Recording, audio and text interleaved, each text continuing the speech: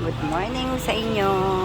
Ipapakita ko lang sa inyo yung tunay na bonsai ng aking alaga. Ito.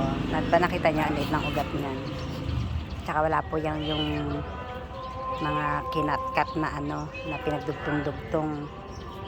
Kita niyo may bulaklak siya. Oh. Diba? Ang liit-liit po niya. Oh. Tingnan niyo. Ayan siya. Ito yung namulaklak na dati. Bonsai din po yan. Wala din yung mga dugtong-dugtungan. Ang liliit nila.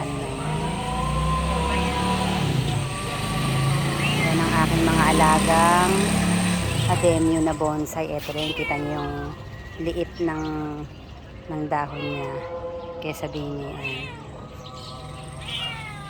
mga bonsai po yan. Ayan. Yan ang aking mga alaga. Nilagay ko siya sa pasong. Parang mas maigi sa pasong ganito eh. Ayan. Ito mukhang, hindi, akala ko mamumulak. Ayan, tingnan, ang liliit nila oh. Ito. Ayan yung aking mga ala. Ito, may mamumulaklak na rin eh oh. Ayan yung mamumulaklak na rin yung mga bonsai ko oh. Ito nyo, wala yan dugtungan oh. Ayan ang mga bonsai ko talaga. Yung mga alaga. Ayan. Ito yung mga yung mga ayan yung mga dinugtong-dugtong. Ito.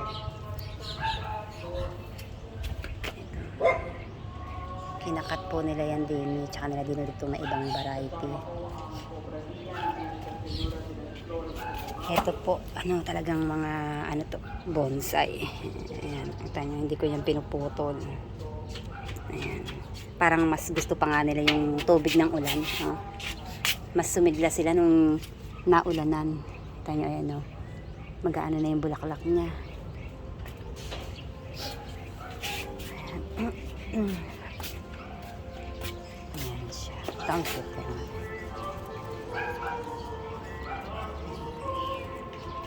Bulaklak na siya. Ang kainaman po kasi ito ang tagal ng bulaklak niya.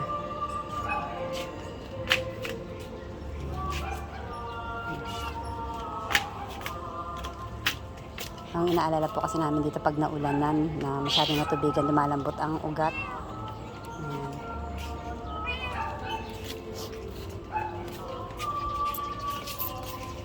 Yan ang aking mga alaga.